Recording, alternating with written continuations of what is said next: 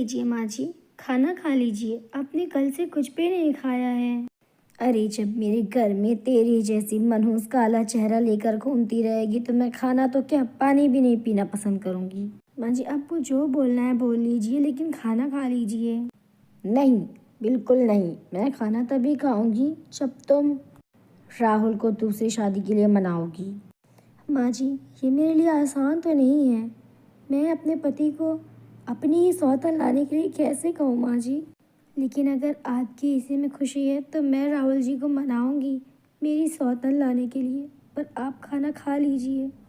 सुनैना मजबूर होकर अपनी ही सौतन लाने के लिए अपने पति को मना लेती है। बड़ी मिन्नतों के बाद राहुल भी मान गया। सुनैना, तुम्हारे कहने पे मैं मान तो जा रहा हूँ, लेकिन तुम काली हो गोरी हो मुझे उससे कोई फर्क नहीं पड़ता। मैं तुम्हें बहुत प्यार करता हूँ और मैं सिर्फ तुम्हारी जिद की वजह से तुमसे शादी करने पे मजबूर हो गया हूँ। लेकिन मेरी भी एक शर्त है। कैसी शर्त? मैं शादी करके विदेश के लिए निकल जाऊंगा, क्योंकि मैं तुम्हारा प्यार किसी और से नहीं बांट सकता हूँ। सुनैना ने अपने पति को गले लगा लिया। मैं भी क्या करूँ राहुल जी, मैं भी आपसे बहुत प्यार करती हूँ, पर मैं मजबूर हूँ। आपकी माँ की वजह से मैं ये बात भी आपको नहीं बता सकती कि आपकी माँ ने ये सब कुछ कहा है मुझसे करने के लिए। उसके पास शादी होती है और शादी होते ही राहुल विदेश के लिए निकल जाता है। जब से तुम इस घर में आई हो आज जाकर तुमने मेरा दिल खुश कर दिया। अब सुनैना भी अपने मायके चली जाती है। इधर सरिता बहुत खुश थी क्योंकि सरिता की गोरी बहू ने बहुत सारे दहेज साथ लेकर आए थे। और अगली सुबह, बहू सुबह के 9 बज चुके हैं, तूने अब तक कुछ नाश्ता नहीं बनाया। अरे ओ बुढ़िया, तेरी अक्ल तो ठिकाने है। अरे ओ बुढ़िया, शर्म नहीं आती तुझे? तू मुझसे खाना बनवाएगी? मेरे बाप से दहेज लेने में तो बड़ी तेरी जबान चल रही थी। अब जा और जाकर हाथ चला और रसोई घर में खाना बना। सरिता बहुत उदास हो जाती है। एक तो जब से सुनैना बहू आई सारी जिम्मेदारी ऐसे संभाल ली कि मेरे तो घर के काम करने की आदत ही छूट गई। मुझसे तो काम नहीं होंगे।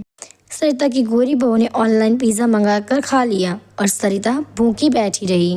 मैं क्या करूँ, मुझे तो बहुत ज़ोर से भूख लगी है। क्यों, तुझे भूख क्यों लगी है? जा और जाकर उसी दहेज को देख देख कर पेट भर लेना।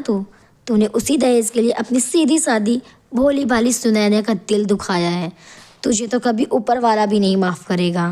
शर्म कर, तेरी एक बहू जो तेरे भूखे रहने की वजह से अपने पति की सौतन ला बैठी, और तेरी एक बहू खुद ऑनलाइन ऑर्डर करके पिज़्ज़ा खा रही है।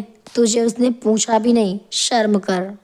जी मैंने क्या कर दिया? मुझे मेरी ही आत्मा धिक्कार रही है। मेरी सुनैना बहू, उसके साथ मैंने बहुत गलत किया। सरिता सीधा सुनैना के पास जाती है।